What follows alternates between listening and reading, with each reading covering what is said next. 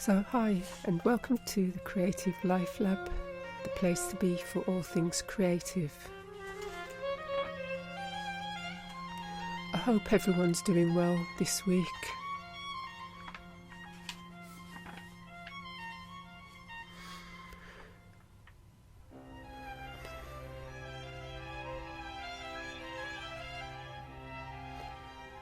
It's time to breathe.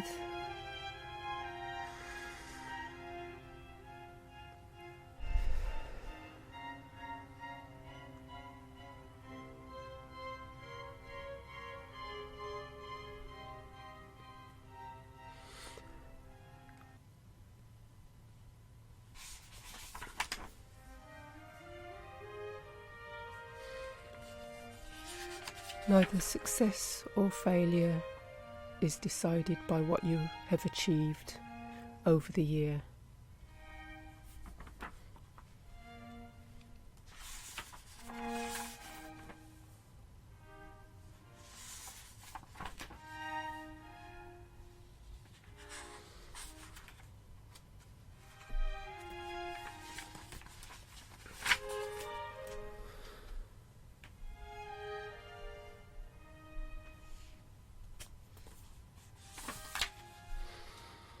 So this week I wanted to talk about the book, The 12-Week Year.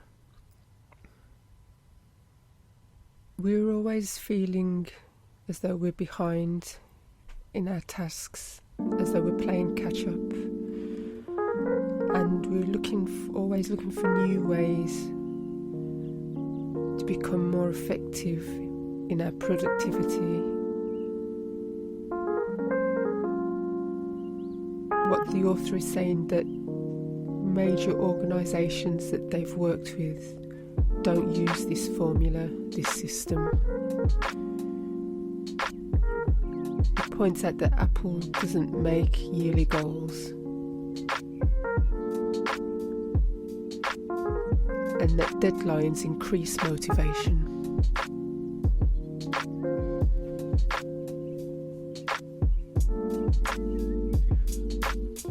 What it is that we're lacking is clearer objectives.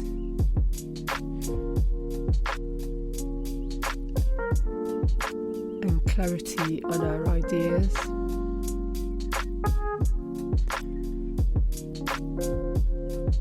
I mean, if you look at sport, they have a system where they build upon performance. In terms of an athlete, their performance is focused on one skill at a time before moving on to the next skill.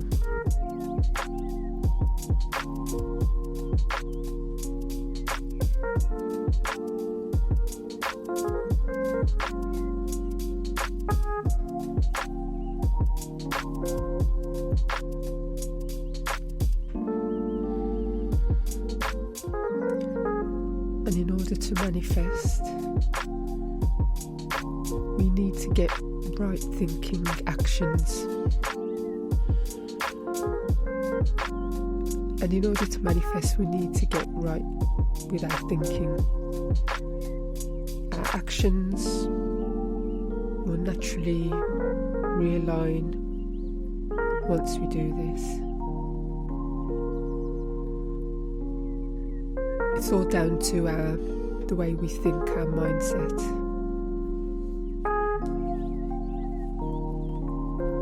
So we need to get clarity, get urgency for our week, and to forget about the year. In as much as we're going to break the year down into 4 cycles.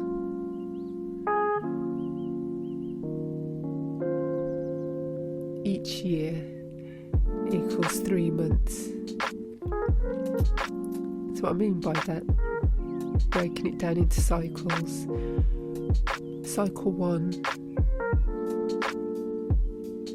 The year will now be made up of 4 cycles. And cycle 1 will be 3 months.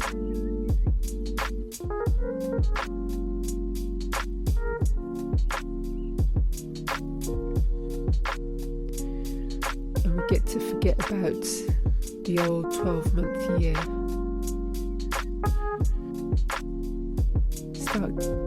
If we admit to ourselves we might procrastinate or be uncertain for the first 9 months of the year, and then the last 3 months is when you realise the end of the year is approaching, which is the deadline, and it's time to get to work. And this is the 12-month year that we usually get things done.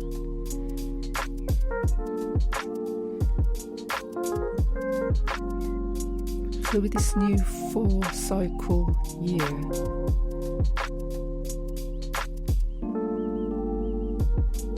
each cycle should make us more focused, and we get to reset at each cycle. So if we haven't achieved what it is we've set out to do in the first cycle, we know we need to double down in the second cycle, and so on. Hopefully not so on, because we will have achieved what we set out to do in the first cycle. Looking at it this way isn't easy, and you need a compelling reason to succeed. So it's worth just setting aside time to really hone in on that and focus and come to the reason you're going to succeed, you're going to do this.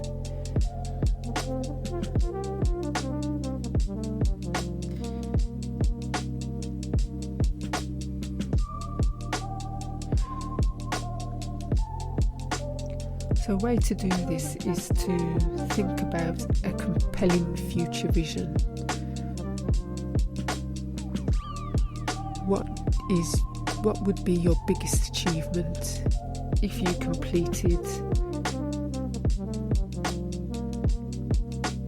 what it is you want to do? What would be your biggest achievement? There might be other takeaways from this, but choose the biggest one, the biggest feedback to being successful. What do you truly want to achieve? Is it more family time? Is it a spiritual outcome? Then think about your interests. What are they?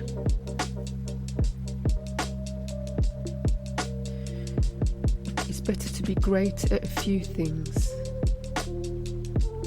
instead of mediocre at many, says the author. So think about your most ideal situation, outcome.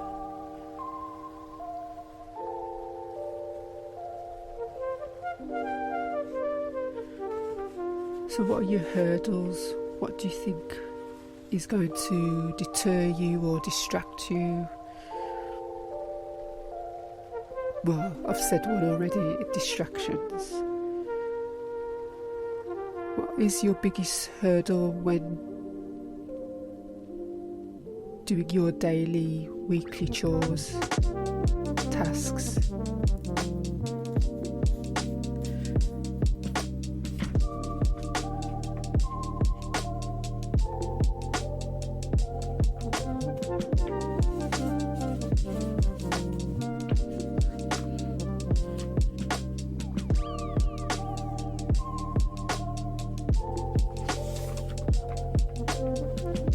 And what do you find frustrating about these hurdles. Because if we looked at it another way, if we did the things we think we are capable of, we would soar.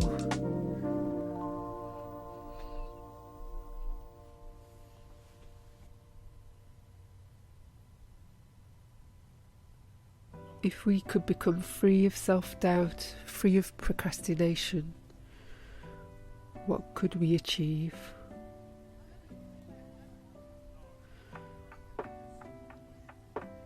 So we need to think about what our best is.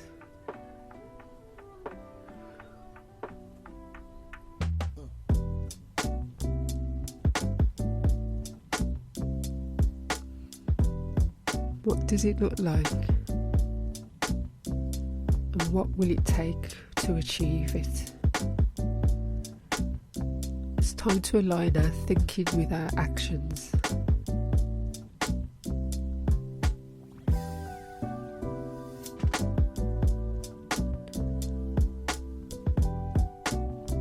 So, what is the one thing that holds us back?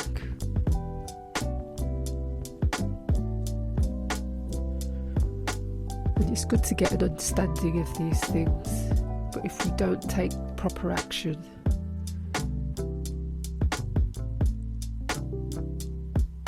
we fail to be consistent. The knowledge is not power if we don't act on it. Being consistent, executing our plans, our tasks, is what will help us to overcome the hurdles. We don't chase new ideas, just apply what you already know. Break down what you know into parts. So throughout one cycle,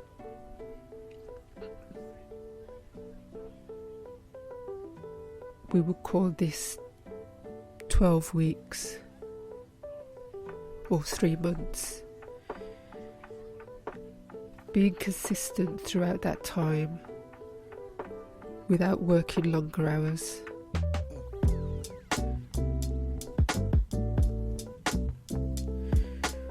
It's not about who you know or what you know. It's about working consistently. And let's look at ways to carry this out.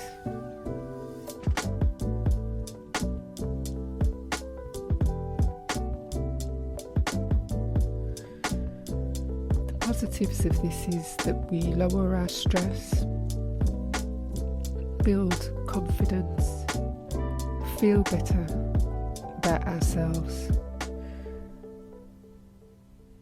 Positives of this is you lower your stress, you build your confidence, you start feeling better about yourself. You're getting rid of low-level thinking, behaviour that keeps you stuck.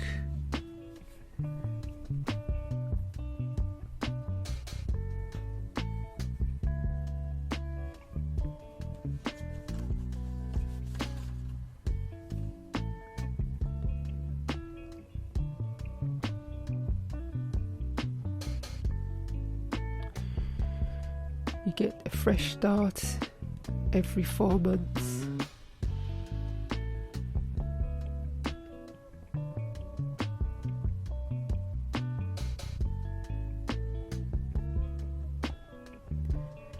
You get to take time off every 4 months for a holiday. What isn't there to like about that? And it makes each month count.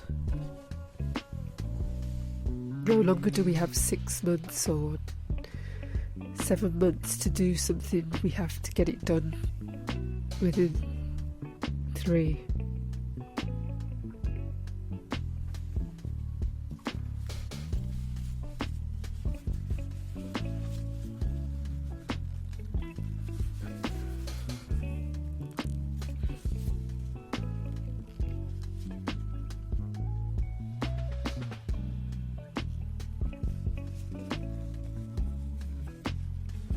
3 months. So the positives of this is we get a fresh start every 3 months. We get to take time off every 3 months. Now, what's not to like about that? It also makes each month count.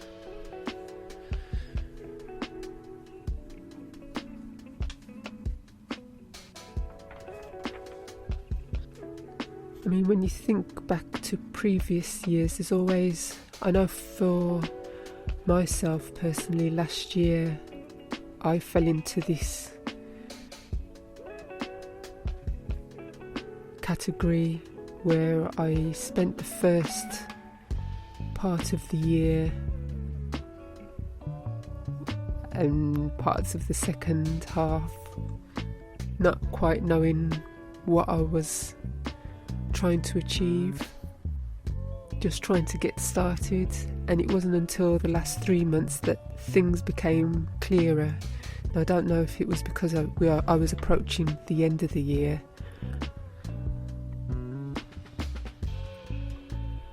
but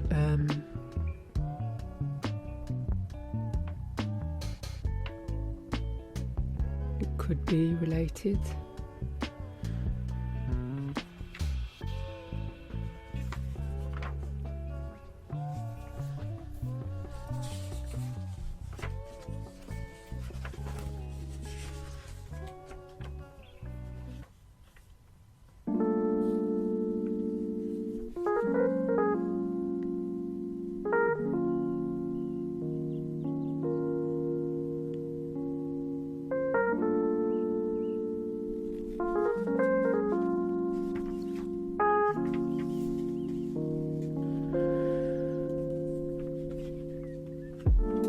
Something interesting I learned whilst reading this book, The 12-Week Year, is to break the week up into blocks, into 3 blocks. And this will be your performance schedule. The first block is the strategic block, which is 3 hours every week. This involves uninterrupted creativity or productivity, and this happens once a week. So you block off 3 hours every week to get down to work with no distractions.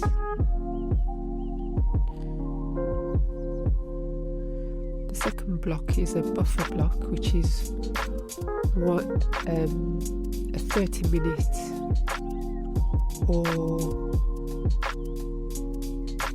it's 1 30-minute or 2 1-hour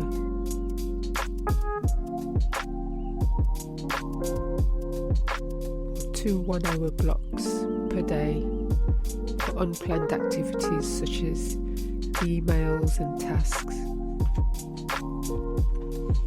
You then have third, which is the breakout block. This is free time, and we should get 3 hours per day, and it's proven to get better results, improve our results, our achievements for the day. Because if you're not in control of your time, you're not in control of your results. So having this guide, these blocks, help you to plan and decide what is relevant to your day and what isn't.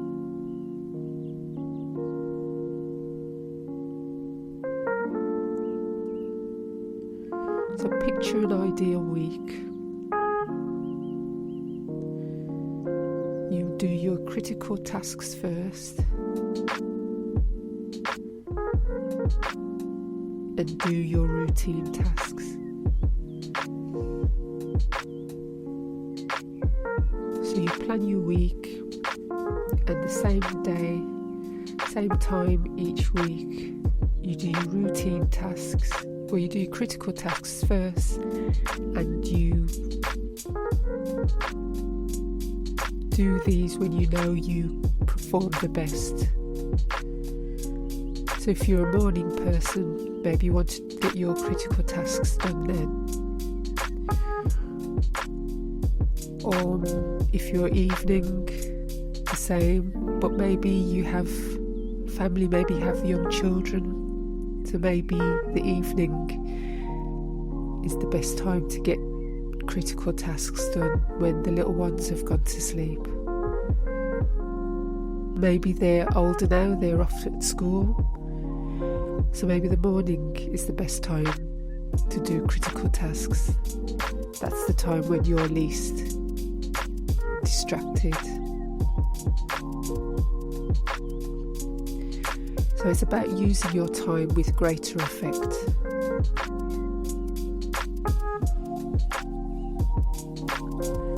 Become more accountable.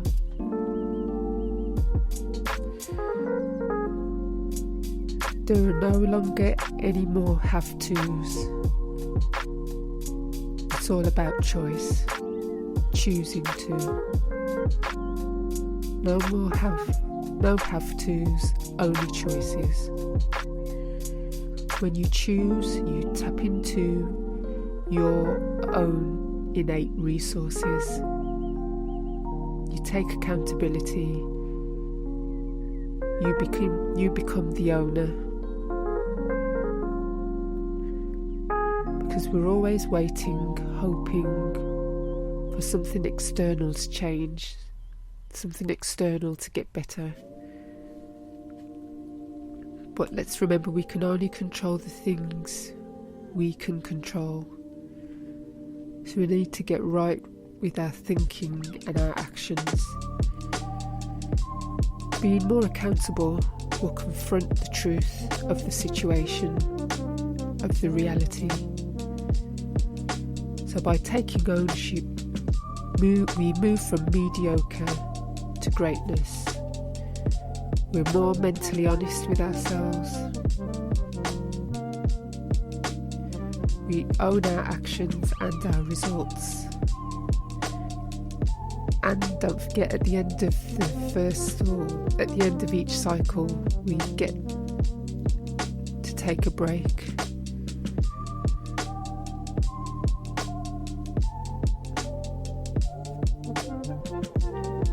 Just throwing that in there.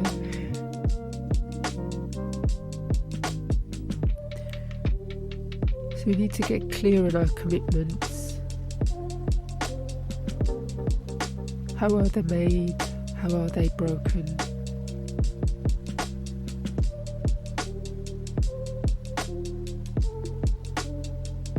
What are our behaviours?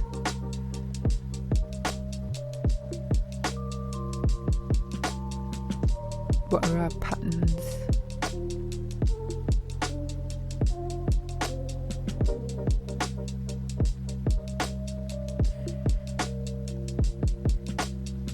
So we understand this is going to be difficult.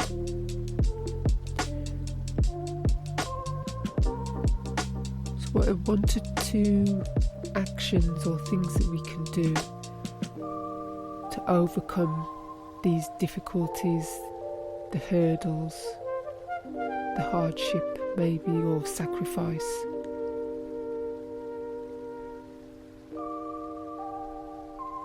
One to 2 things we can do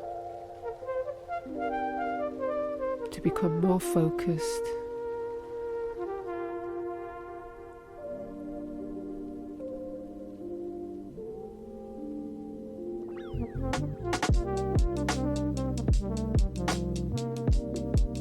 more committed.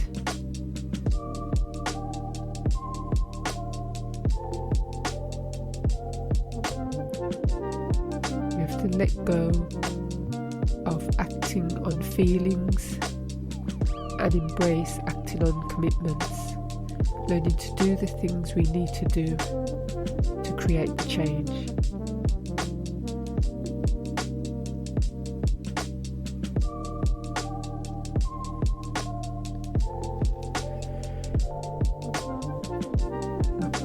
makes me think of this program I was watching last night of a guy, a chef who goes around the country and he's tasting these delicious, most wonderful foods created by the restaurants that he visits. And he went to one particular restaurant in the show, and a chef had come up with a chocolate sauce, marinated sauce, to put over his dishes.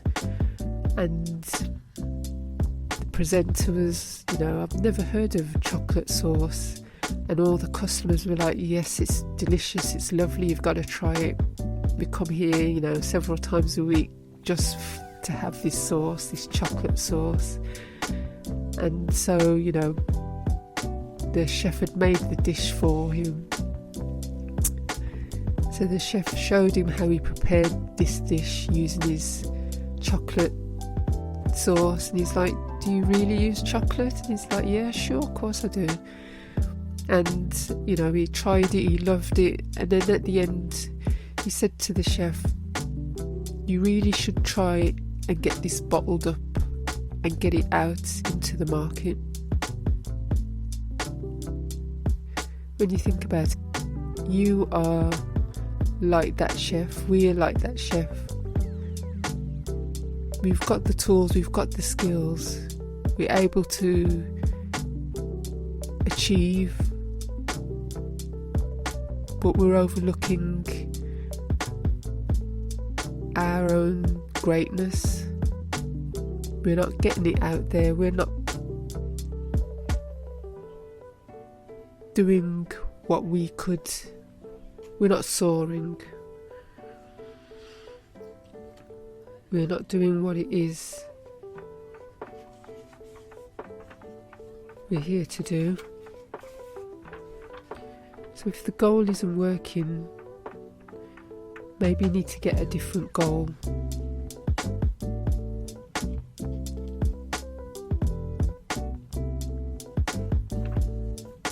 Find your why. I'll give that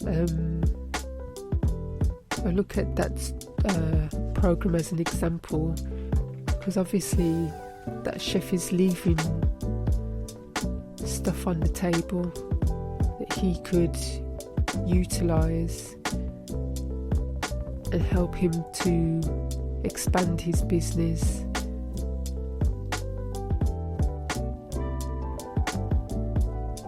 Straight away it's just something he's overlooked. He's not fully realised his full capabilities and the great things that he's done. Creating that sauce, he could bottle it, he could have that on supermarket shelves and be generating.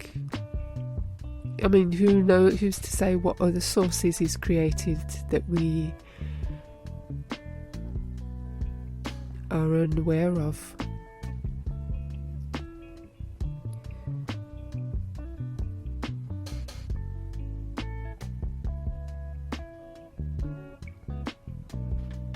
And that he could be generating a substantial percentage of his income from deriving a percentage of his income from those sources.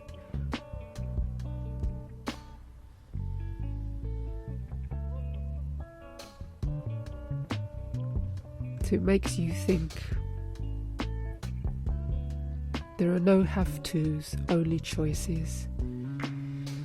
And we need to choose to tap into our resources. Tap into your resources and become more accountable.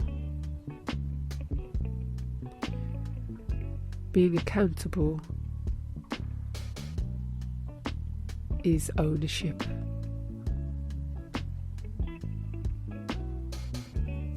Accountability confronts the truth and reality. It helps us to move from mediocre to greatness, just like that chef should do.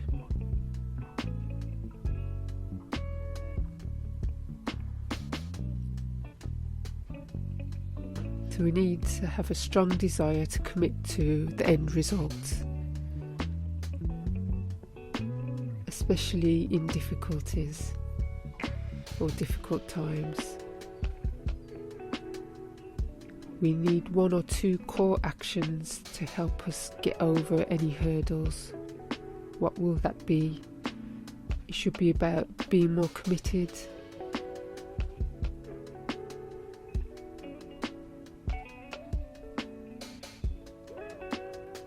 and we should also plan into our weekly plan that we're going to incur hardship. There's going to be sacrifice or loss of comfort. We need to build that into our plans so that we know it's inevitable and not be put off when these things arise. Act on our commitments, not our feelings, and learn to do the things we need to do to create the change that we want.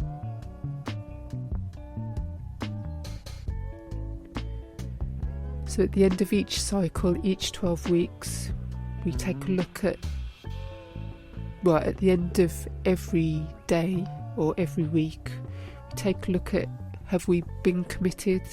We take a look at our commitments.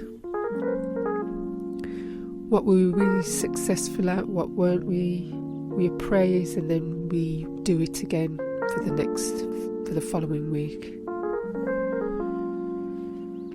So you've been listening to Creative Life Lab. I hope what we discussed was helpful, was interesting.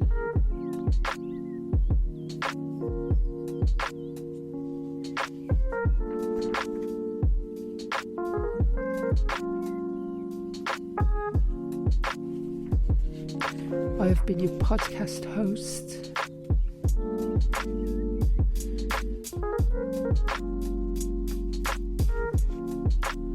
And please tune in next week for more topics to help startups, those working from home, to create the life you truly want.